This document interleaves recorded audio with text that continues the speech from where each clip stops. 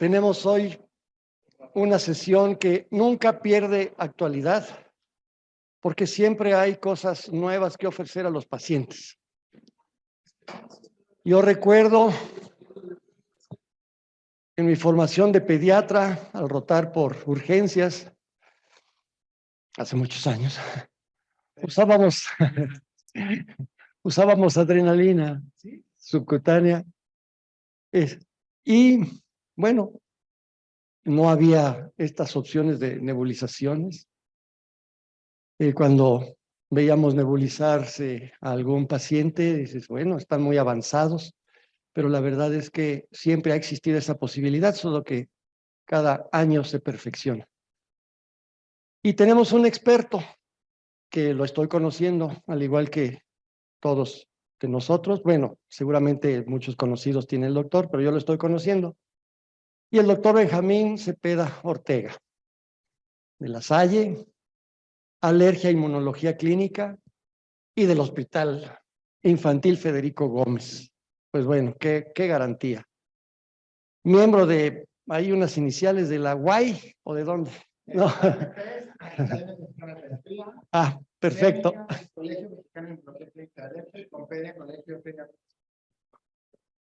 Pues, muy bien. Entonces, por favor, doctor Benjamín, adelante, somos todo oídos. Gracias. Pues muchas gracias por la invitación.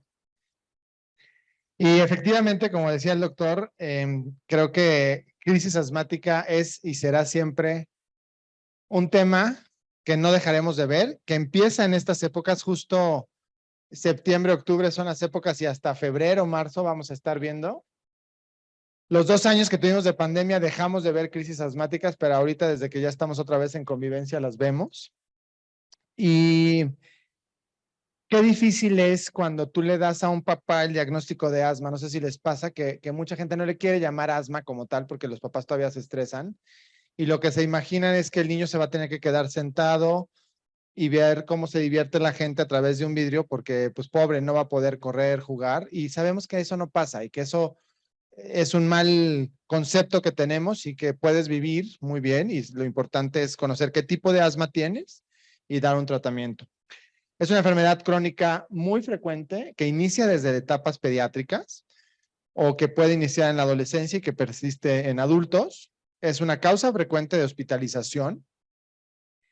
Pone en peligro la vida, y esto es importante. No podríamos pensar o podríamos creer que ahorita en 2022 sea una causa de muerte, y resulta que el grupo de adolescentes es el grupo más sensible porque deja de utilizar el medicamento. Nadie está al pendiente si se toma o no el medicamento, lo utiliza de rescate y en estas ocasiones tienen pues eventos graves.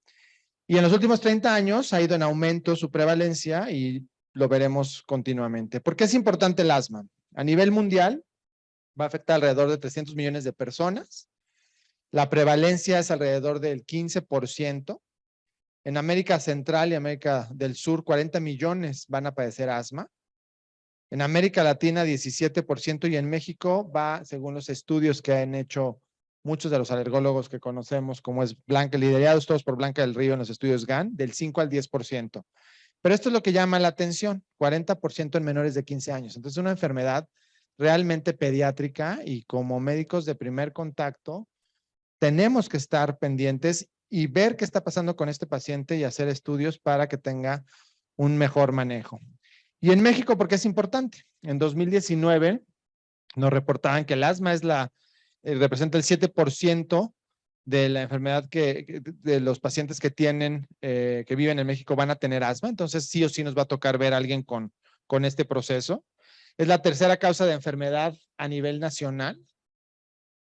Es la 10ª causa de visita al servicio de urgencias, y alrededor de 300 casos nuevos hay por cada 100,000 habitantes. Entonces, como pediatra, médico de primer contacto, urgenciólogo, sí o sí voy a ver pacientes con asma.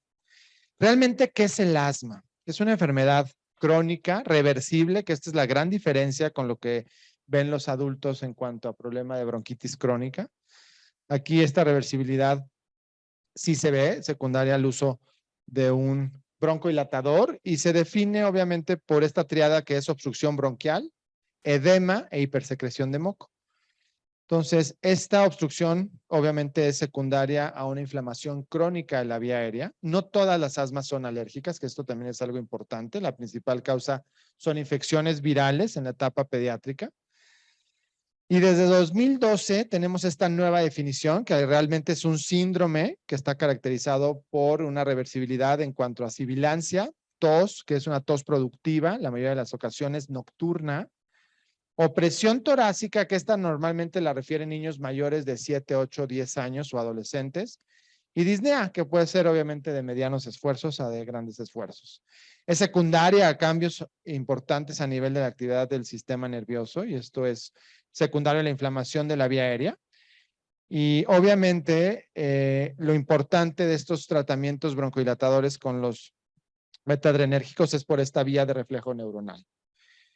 ¿Qué es lo importante en asma? Si bien no se cura, se controla y puedo tener una vida totalmente tranquila, conocer la época de mis exacerbaciones para poder tener un manejo, y a lo que queremos y todas las guías internacionales nos hablan es en cuanto al control. Y el control es que no tenga síntomas el paciente, que no tenga recaídas y que su función pulmonar esté adecuada. En muchas ocasiones el paciente te dice, estoy controlado utilizando mi rescate todos los días.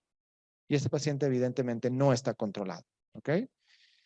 Tenemos las guías GINA, que son las que seguimos a nivel mundial. Tenemos las guías GEMA, que es una versión bastante actualizada y muy parecida a GINA de la Sociedad Española. Y tenemos las guías mexicanas. De hecho, el año pasado se publicaron las guías del manejo integral de asma. Están en las guías, en la revista Alergia México. Participaron tanto alergólogos pediatras, alergólogos de adultos, neumólogos, médicos de primer contacto. Y este término de índice pediátrico o índice predictivo de asma es muy importante, y sobre todo en los menores de 5 años de edad, en el paciente en el que no sabe si realmente tiene o no un proceso asmático, y lo vas a aplicar en aquellos pacientes que tienen sibilancias tempranas, que pueden ser desde los primeros meses de vida, los primeros 2 años, que tengan uno de 2 criterios mayores, que es diagnóstico médico de asma en alguno de los padres y hecho por diagnóstico médico, o que el paciente tenga dermatitis atópica entre los 2 y 3 años. Y 2 de 3 criterios menores, que es presencia de rinitis alérgica. Y esto es bien importante. La rinitis alérgica es la patología alérgica más frecuente en la población. Y el 50% de los pacientes con rinitis alérgica tienen asma. A diferencia del 75% de los pacientes que tienen asma van a tener rinitis alérgica. Sibilancias no asociadas a resfriados, esto es, no asociadas a infecciones virales. Y eosinofilia en sangre arriba del 4%. Este índice es muy importante, te ayuda a hacer un buen diagnóstico, tiene un valor predictivo positivo del 77%, entonces te descarta realmente el que no lo tiene y te diagnostica el que sí lo tiene. ¿Pero qué es una crisis asmática? ¿No? Al final estamos hablando de una exacerbación, es una agudización de esta enfermedad. Por lo general empieza en la noche, todo se complica, empieza esta tos productiva. La presencia de sibilancias que en un inicio no son audibles y después, inclusive cuando llegan a urgencias, ustedes pueden escuchar sin necesidad del estetoscopio al paciente. Opresión torácica que van a reportar sobre todo los niños más grandes, arriba de los 7, 8 años. Esta sensación de falta de aire, que es algo muy frecuente y lo refieren también niños escolares, te dicen es que por más que quiero hablar no puedo o hablo en frases cortas. Va siendo progresivo, poniendo obviamente en peligro la vida del paciente, y puede ser una combinación entre ellos, y obviamente lo que estamos teniendo es una obstrucción intensa del flujo aéreo. Entonces, ¿qué tenemos que hacer? Actuar. Aquí nos están dando el ejemplo. Lo que tengo que utilizar es saber utilizar la medicación, que en muchas ocasiones por falta de indicación o por flojera o porque no sabían que se tenía que administrar con la cámara espaciadora, el paciente no mejora. Entonces se lo están poniendo directamente en la boca y el paciente no llega a mejorar. Y lo que estoy presentando evidentemente es un proceso inflamatorio donde están involucradas todas las células del sistema inmune, principalmente linfocitos T, están los mastocitos que ya estaban sensibilizados con la producción de esta inmunoglobulina E, aeroalergenos principalmente. En esta época, de septiembre a febrero, aquí en la región centro hacia el sur de México, el principal alergeno sensibilizante es el ácaro del polvo. Pero de San Luis Potosí para arriba, el ácaro del polvo no tiene absolutamente nada que hacer y ellos tienen más problema con malezas y con pólenes de árboles, específicamente el moro, que es un árbol que utilizan mucho en ciudades del norte porque hace mucho follaje y ayuda a hacer sombra. Existen exacerbaciones de esta crisis asmática. El frío es un factor irritante, no es un factor alergénico, y esto es importante. Yo vivo en la ciudad de Toluca y mucha gente cuando yo llegué, llevo 13 años allá, te decían es que soy alérgico al frío. Y la alergia al frío no existe. Realmente lo que existe es un factor irritante.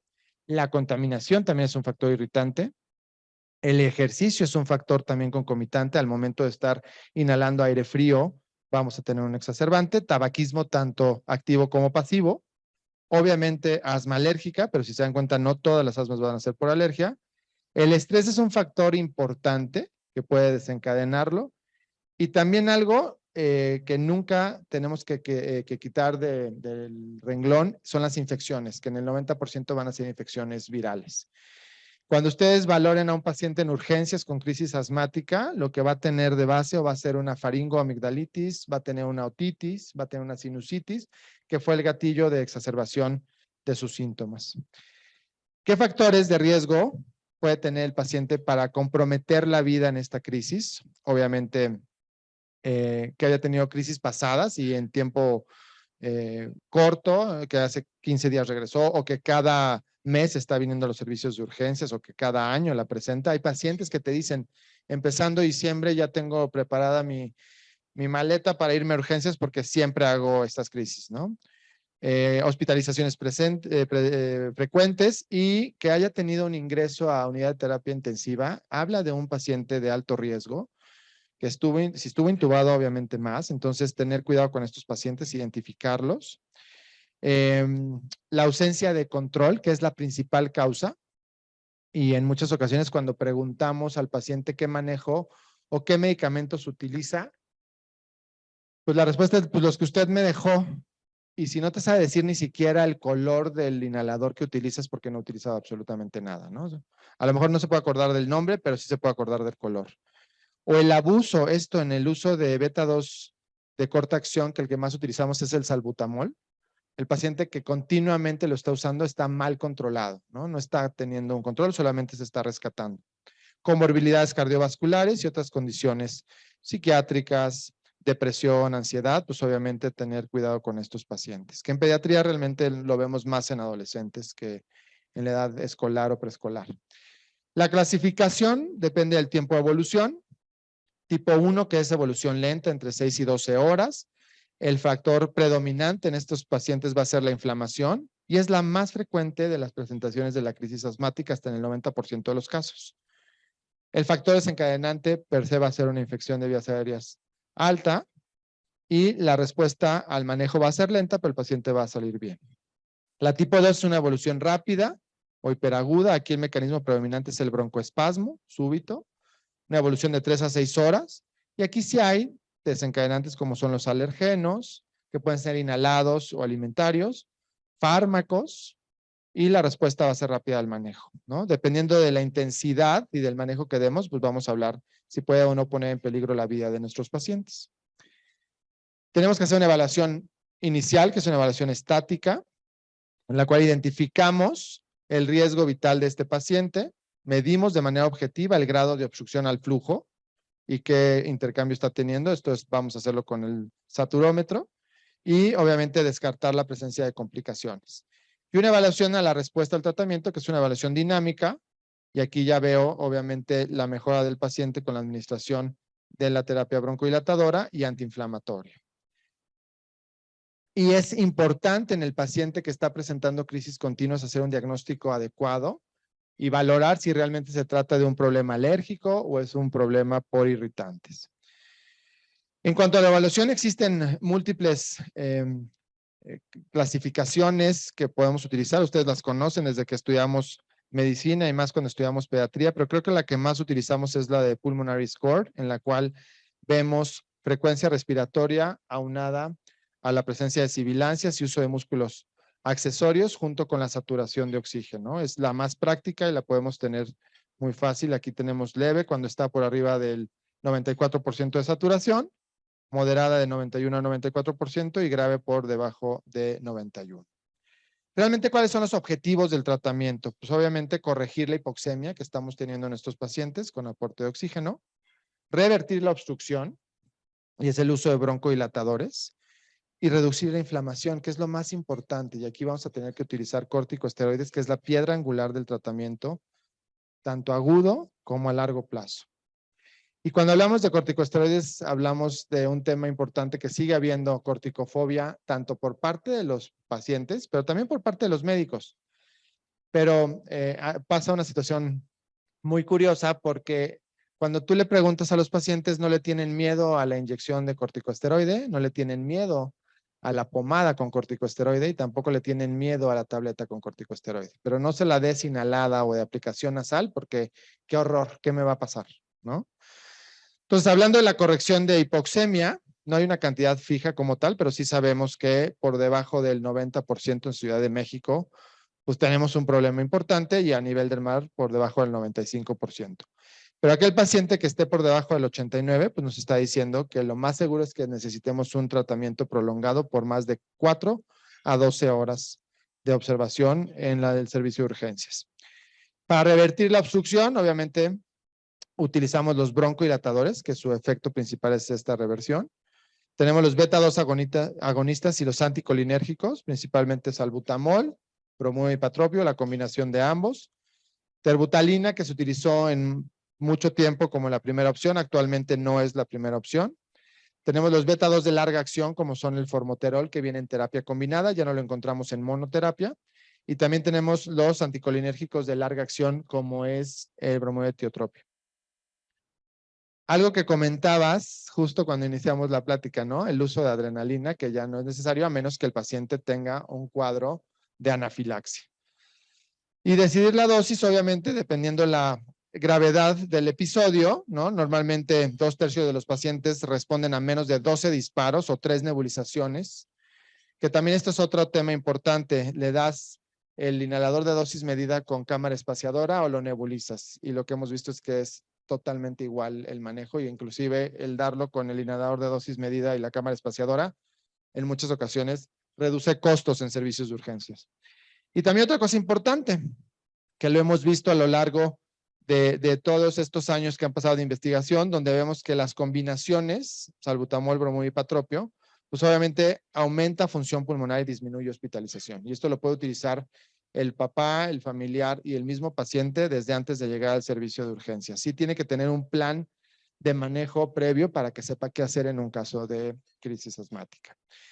Los broncodilatadores, pues tenemos los beta-2 agonistas de corta acción, salbutamol es el más utilizado, los anticolinérgicos de acción corta, que es el bromuro de ipatropio, y el de larga de bromuro de tiotropio. Las combinaciones de un salbutamol con bromuro de ipatropio, teofilina y los beta-2 agonistas de vía oral los usamos realmente ya poco, y sobre todo por los efectos secundarios que llegamos a ver en los pacientes. Y los beta-2 agonistas de acción rápida con sostenida, y obviamente como es el formoterol con un corticosteroide inhalado, también ya se incluyen dentro de las terapias de manejo como terapia SMART en pacientes con crisis asmática. Lo importante es en todo niño menor de 6-7 años utilizar el inhalador de dosis medida con cámara espaciadora. Si no lo hacemos así, no nos va a ayudar. Otra alternativa que tenemos es el uso de la nebulización, pero hay que saber también las dosis.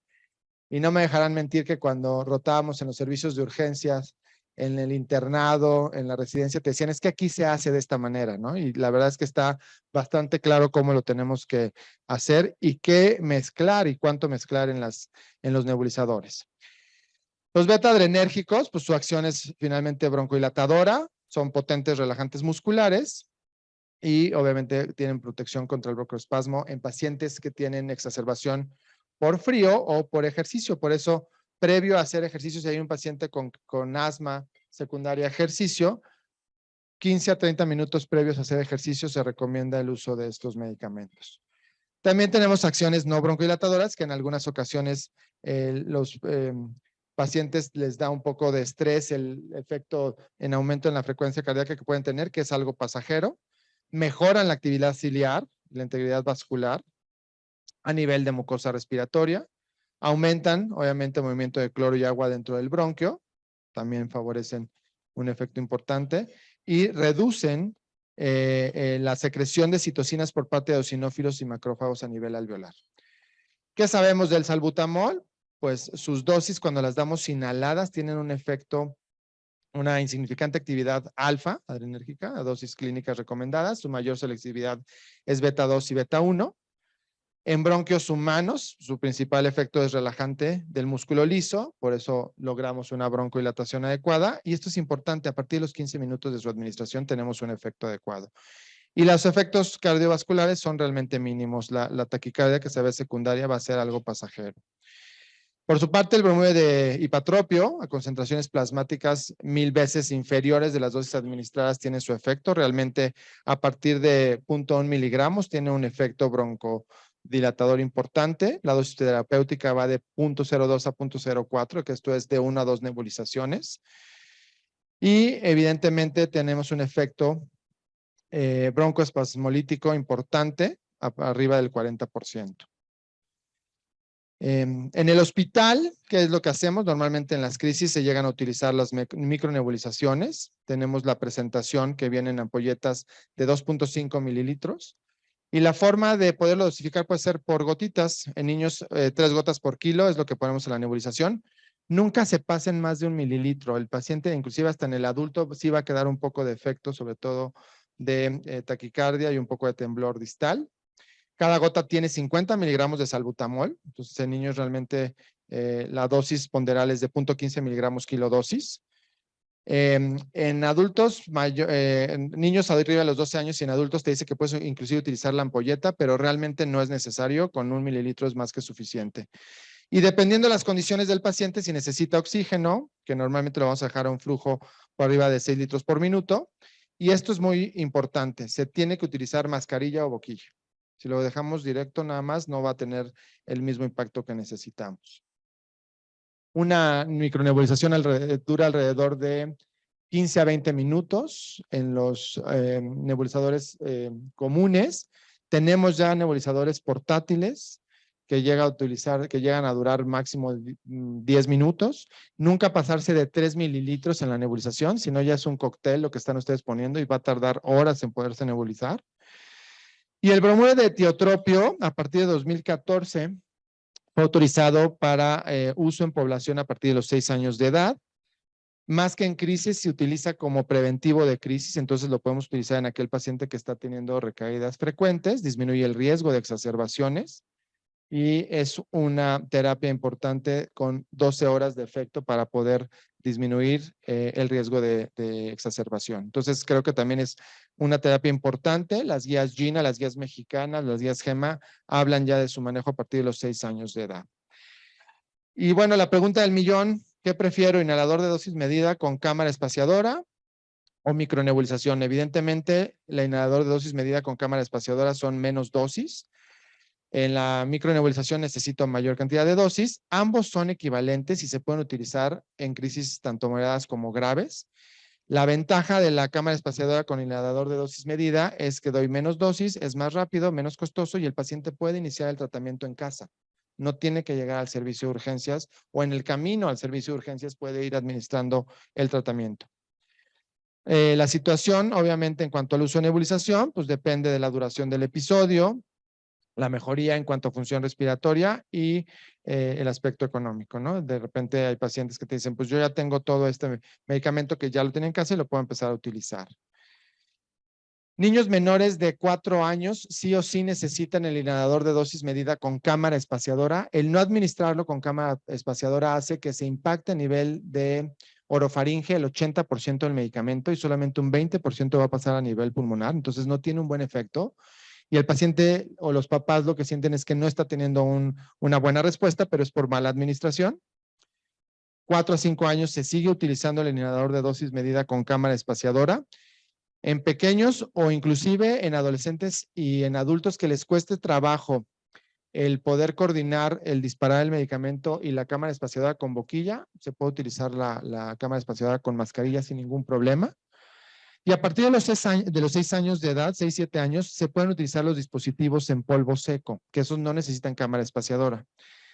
Sí es importante que nos tomemos 5 minutos de nuestra consulta en explicarle al paciente cómo utilizar la terapia, porque si no, nadie lee los instructivos que traen, todos los medicamentos traen instructivo, inclusive los de polvo seco, hasta abajo traen una hojita donde trae un rectángulo oscuro para que hagas la primera carga y te dice, ponga ahí, voltéelo y disperse la dosis, que es un polvo muy fino, para llegar obviamente a la vía aérea más fina.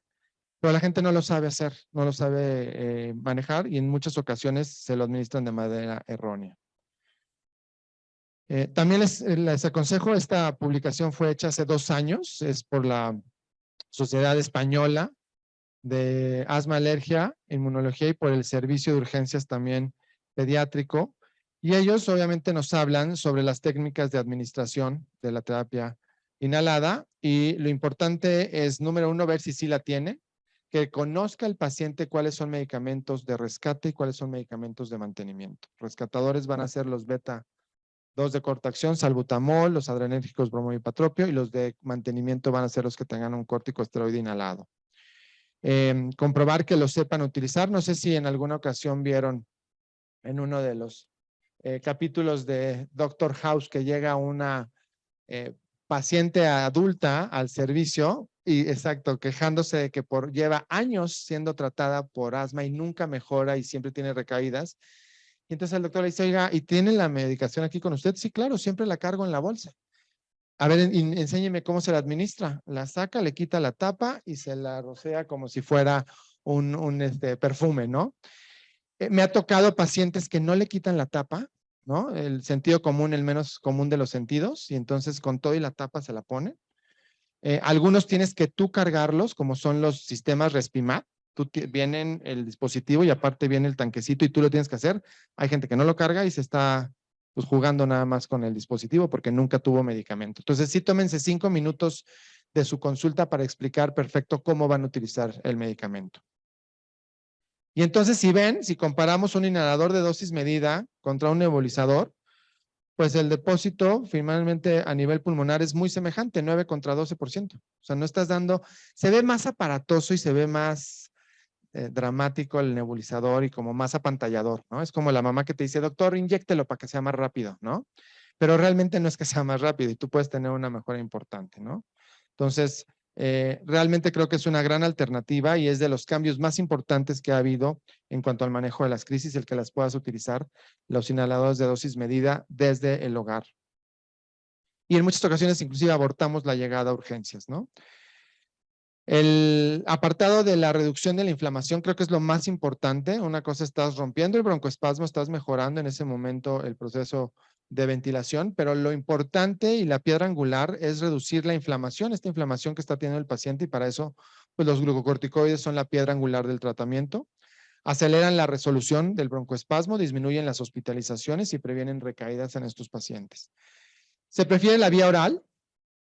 Sobre todo muchos pueden llegar en etapas tempranas, crisis leves moderadas, ya en casos graves obviamente se necesita la vía venosa, pero vía oral realmente te puede ayudar mucho y en ciclos cortos que son menos de 10 días, sin necesidad de descenso o reducción, ¿no? En muchas ocasiones nos llega el paciente que el primer día le dejaron la cucharada completa o la tableta completa, al día siguiente la mitad, al día siguiente 3/4, al día siguiente un cuarto y el último día nada más 2 lengüetazos y la dejas y te tiene que durar 5 días. Eso no sirve absolutamente de nada, ¿no? Obviamente la administración temprana y administración de un ciclo corto junto con la terapia inhalada es lo mejor que pueden hacer. No va a pasar absolutamente nada y ayudas a que el paciente tenga una mejoría importante. Tenemos diferentes presentaciones de glucocorticoides, tanto sistémicos como inhalados. Seguramente conocen muchos de ellos. La mayoría se pueden utilizar en población pediátrica sin ningún problema y sobre todo para tratar un evento agudo como es una crisis asmática. Y los glucocorticoides sintéticos tenemos múltiples presentaciones, parametasona, dexametasona, dexa y betametasona, que son las mamás que utilizamos en un inicio y que todo el mundo corría a ellas, pues sabemos que son buenas, pero son de depósito. Y desafortunadamente muchos pacientes se acostumbran a estarse poniendo su dexa mensual, ¿no? Para que no tener, pero ahí voy a tener todos los efectos secundarios de un corticosteroide. Y en los últimos 30 años tenemos una gran aliada a nosotros, que es la prednisolona, en presentaciones de 1 miligramo por mililitro o 3 miligramos por mililitro, que ayuda mucho al manejo de estos pacientes. ¿Cómo se dividen los glucocorticoides? Tenemos obviamente los de corta acción, que hidrocortisona es el representante más importante en ellos. Tenemos los de acción intermedia, que es la prednisolona, el mejor exponente que tenemos, que tiene una vida media de 12 a 36 horas. Tiene una potencia glucocorticoide importante, una potencia o un efecto mineralocorticoide bajo, y esto es algo adecuado. La dosis equivalente a cortisona es de 5 miligramos y tiene una vida media de 120 a 200 minutos. Entonces, habla de un medicamento muy seguro que podemos utilizar en etapas tempranas. Tenemos otras presentaciones y los de acción prolongada, que va a durar hasta más de 48 horas, que normalmente esto lo utilizamos más en adultos más que en pediatría. La dosis antiinflamatoria que vamos a utilizar va de 0.5 a 2 miligramos kilo día, no pasar de 50 miligramos. Más de 50 miligramos ya no es una dosis antiinflamatoria, es una dosis inmunosupresora. Y un ciclo corto va de 5 a 10 días, la media es de 7 días con suspensión total, sin necesidad de hacer una reducción continua. Y obviamente en algunos padecimientos, como son padecimientos autoinmunes, algunas inmunodeficiencias y en algunos problemas de trasplantes, pues obviamente aquí sí tenemos dosis inmunosupresoras, que son más de 1 miligramo kilo día por tiempo prolongado, y esto es más de 2 semanas, ¿no? En cuanto a su potencia relativa, entonces hablábamos de una potencia antiinflamatoria de la prednisolona de 4, duración de 12 a 36 horas de vida media, y su dosis equivalente con cortisol es de 5 miligramos. Y podemos tener equivalencias de otros corticosteroides que podemos contar con ellos en el mercado, pero realmente tenemos un gran aliado con el uso de la prednisolona. ¿Cuáles son las indicaciones de un corticosteroide sistémico? Aparte de las enfermedades alérgicas, lo que podemos utilizar en cualquier tipo de exacerbación, como es crisis asmática, exacerbación de rinitis alérgica o de rinoconjuntivitis alérgica, dermatitis atópica o alergia alimentaria. También es una indicación terapia sustitutiva en insuficiencia suprarrenal, hepatitis alcohólica con encefalopatía o hepatitis crónicas, tratamiento del choque por insuficiencia adrenocortical. En choque anafiláctico, el tratamiento de elección es adrenalina, pero también se llegan a utilizar dentro del pool de medicamentos los corticosteroides. También siguen siendo una indicación importante en pacientes con enfermedades reumáticas, como es lupus eritematoso sistémico, como es artritis idiopática juvenil, que es la patología reumática más frecuente en la población pediátrica, en enfermedades dermatológicas y en displasias broncopulmonares. La dosificación de prednisolona en insuficiencia adrenocortical va de 0.14 miligramos por kilo o 4 miligramos por metro cuadrado día cada 8 horas. Un ciclo corto normalmente lo dejamos de 1 a 2 miligramos kilo día cada 12 a 24 horas, máximo 50 miligramos al día de 3 a 7 días. Y ya en algunas ocasiones que tenemos algunas otras patologías, el tratamiento a largo plazo va de 0.25 a 2 miligramos kilo día, con dosis cada 12 o 24 horas dependiendo la enfermedad y dependiendo la patología del paciente. En mayores de 12 años, de 40 a 50 miligramos al día, ciclo corto no más de 10 días y a largo plazo de 7.5 a 50 miligramos día. También pueden ser dosis únicas, alternadas o en días alternos. ¿Qué vamos a hacer para el manejo del paciente, del lactante con crisis asmática? Tenemos este puntaje de TAL modificado en el cual tenemos de 0 a 3 en cuanto a puntaje, y lo que valoramos aquí es frecuencia respiratoria. Tenemos lo que va a presentar menores de 6 meses y mayores de 6 meses de edad, la presencia o no de cianosis, retracción gifoidea y sibilancias. Y aquí vamos a dar un puntaje dependiendo de lo que tenemos. Leve si es menos de 5 puntos, moderado de 6 a 7, grave de 8 a 10 y muy grave de 11 a 12. Y esto nos va a ayudar mucho si aparte lo tenemos junto con una saturación de oxígeno. Entonces, ¿qué hacemos en este paciente? Obviamente, puntuación de 6 a 8. Lo que vamos a utilizar es albutamol inhalador de dosis medida.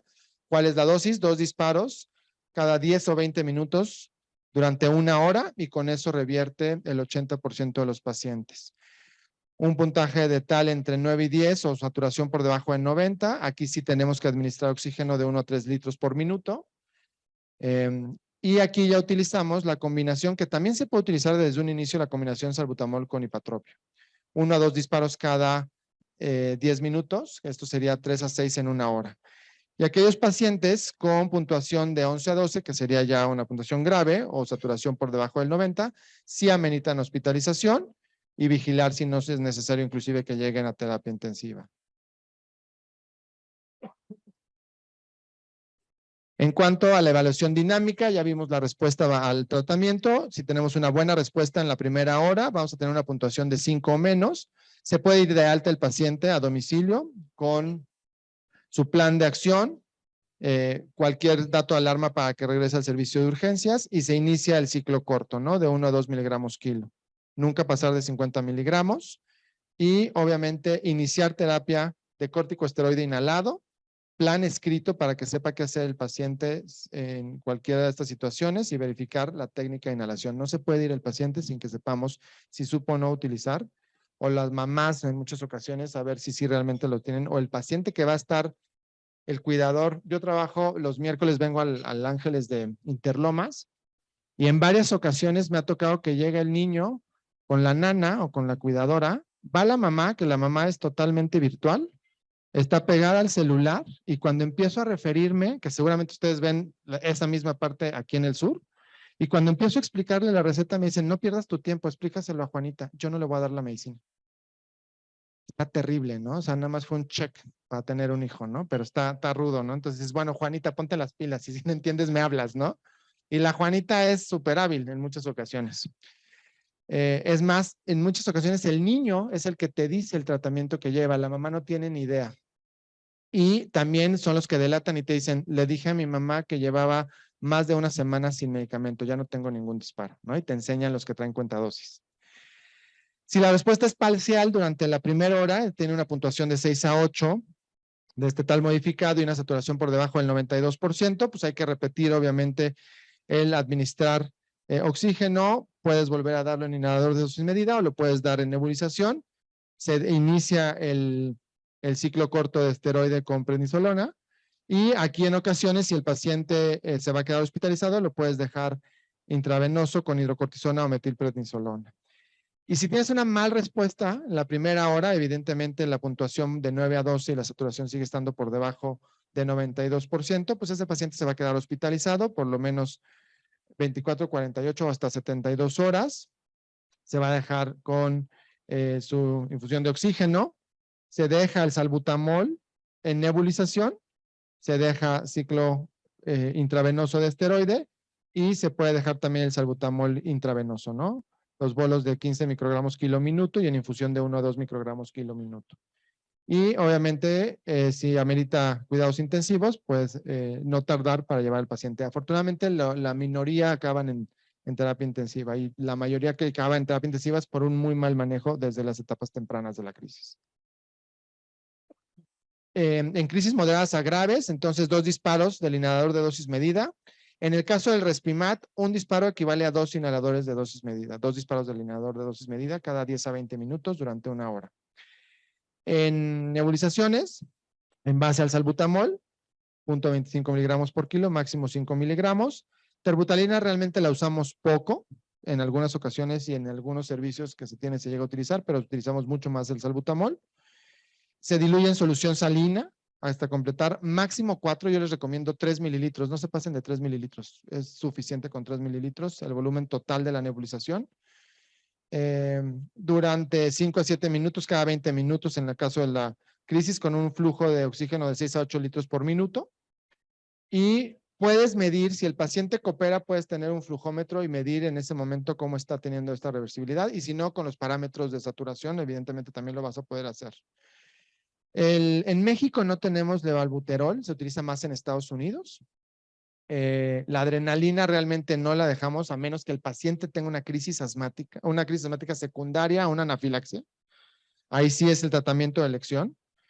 Y los agonistas beta-2 adrenérgicos por vía oral, de preferencia no los utilicen, van a tener muchos efectos secundarios y no son superiores su beneficio a los inhalados. Y bueno, aquí tenemos en niños preescolares, escolares, el utilizar el Pulmonary Score con la saturación de oxígeno, que es lo más práctico que podemos tener, en la cual vemos obviamente la frecuencia cardíaca, sibilancias y uso de músculos accesorios, leve, cuando tenemos una saturación por arriba del 94%, moderada de 91 a 94 y grave por debajo de 91 a 90. Y aquí lo que vamos a hacer en cuanto a la evaluación estática, obviamente, es iniciar con el salbutamol o la combinación salbutamol-bromuro y hipatropio, que normalmente te la dejan hasta el segundo paso. 2 a 4 disparos cada 20 minutos, que serían de 6 a 12 en una hora. En moderadas, salbutamol con bromuro y hipatropio como primera opción. 2 a 4 disparos cada 20 minutos, o si es nebulizado, 0.15 miligramos kilo dosis, cada 20 minutos durante 3 dosis continuas. Y en casos graves de 11 a 12 de puntuación o menos del 90%, pues ese paciente se queda hospitalizado y con manejo intravenoso. Y en la evaluación dinámica, esto es si tenemos una buena respuesta durante las primeras 2 horas del tratamiento, con una saturación arriba del 95%, pues el paciente se puede ir a alta de domicilio, utilizar el salbutamol 2 disparos cada 4. La vida media del salbutamol es de 4 a 6 horas. Entonces, no dejarlo cada 8 y frecuentemente lo dejamos cada 8 o cada 12. Pues nada más estamos dejando 6 horas de manejo en estos pacientes. El ciclo corto, iniciarlo ahí, de 1 a 2 miligramos kilo día, de 3 a 7 días, su plan de acción, y inicien la terapia de rescate, que normalmente utilizamos terapia combinada, beta 2 de larga acción, como es formoterol o salmeterol, junto con un corticoesteroide que puede ser budesonida o fluticasona, que son los que vienen en terapias combinadas. Y verifiquen técnica de inhalación. Y si tenemos mala respuesta, por debajo del 60% de función pulmonar y debajo del 95%, pues el paciente se queda hospitalizado 72 horas. Dependiendo de la respuesta, se deja el salbutamol en nebulización y también se puede dejar en infusión, ¿no? Con el corticoesteroide intravenoso. Y entonces también tenemos aquellos pacientes con asma de difícil tratamiento, que normalmente, por lo general, nos ayuda nuestro gen azteca. No tenemos tanto tema de asma de difícil control como los europeos o como los americanos, pero el tema aquí en México es el mal apego al tratamiento. Cuando ustedes realmente buscan cuál fue la causa de la exacerbación, el paciente ni siquiera se acordaba dónde había dejado su tratamiento. La otra es realmente saber si es o no es asma. Y creo que cuando estudiamos medicina, ni siquiera cuando estudiamos pediatría, nadie nos enseñó a tratar la tos. Y es el síntoma más frecuente que vemos como pediatras. Y cuando estudiamos pediatría tampoco, ¿no? ¿Quién tuvo una clase de tos en su internado, en su residencia? Y cuando te das cuenta, pues nosotros los pediatras vivimos del moco y de la tos. Y en muchas ocasiones ni siquiera sabemos si realmente se trata de asma. Una rinitis vasomotora, una rinitis asmática, una rinitis alérgica, perdón, va a ser causa de tos crónica y es una tos seca, desde preguntar si es una tos seca o productiva, ¿no? En muchas ocasiones no hacen esa diferenciación. Una mamá una vez le decía, oye, ¿pero tiene tos seca o con flema? Ay, no sé, ¿y cómo es? Le dije, pues una tos seca, como foca, y una tos con flema. Y me voltea y me dice, me queda viendo y dice, ¿le puedes volver a hacer? Le dije, pues si no soy Fisher Price, o sea, no me tienes que apretar otra vez para volverlo a hacer, ¿no? Pero sí es importante que los papás sepan identificar, porque no todas las toses van a ser iguales, ¿no? Y no todas van a tener, obviamente, la misma etiología. Checar si realmente se está administrando bien, eso es fundamental y sí quiero ser muy incisivo y muy insistente en esto, que es la principal causa de las crisis por mal apego. La exposición al tabaco. 1000 papás te van a decir, nunca fumo enfrente de mi hijo, me meto al baño, me voy a la terraza, me salgo a la calle, pero cuando regresan a leerles el cuento antes de dormir, pues el pelo y la ropa sigue oliendo y eso es tabaquismo pasivo. Y la prevalencia de infecciones respiratorias y de recaídas a nivel pulmonar del hijo del fumador activo son altísimas. Entonces ya cada quien ahí sabrá si lo deja de hacer o no, pero pues por lo menos que no complique la situación del pequeño.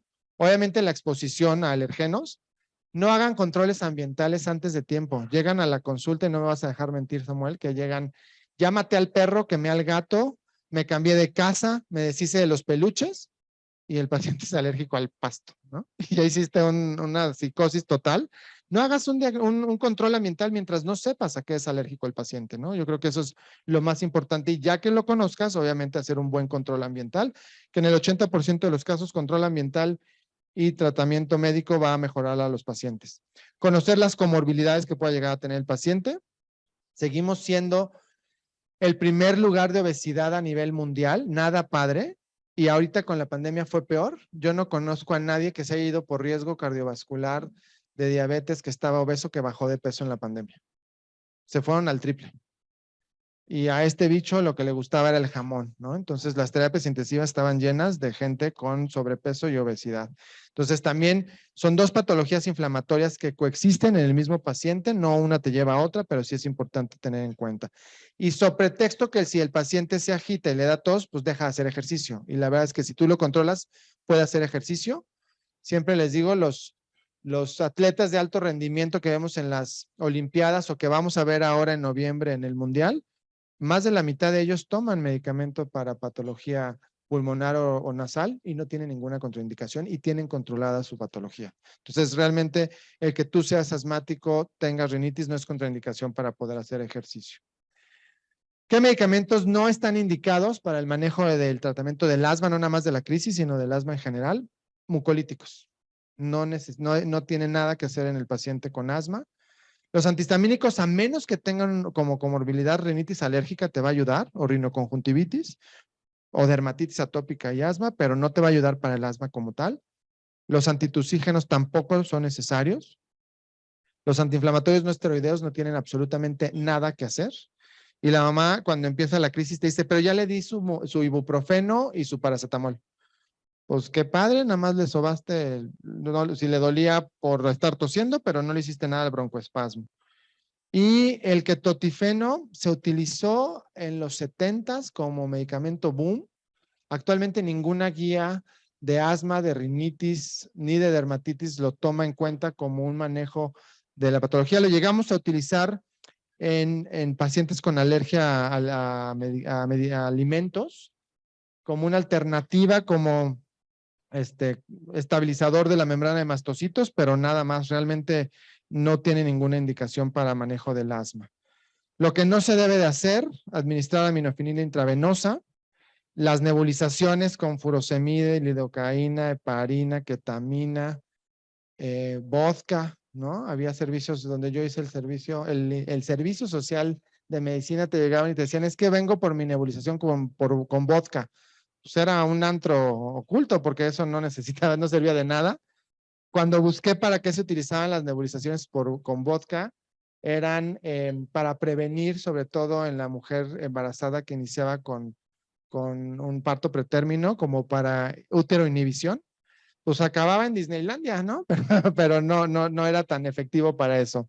Antibióticos no se necesitan. La principal causa de recaída van a ser infecciones virales en el 90% de las ocasiones y tener cuidado con estas disbiosis que causamos por el abuso en el uso de antibióticos. No estamos peleados con ellos, pero hay que saberlos usar.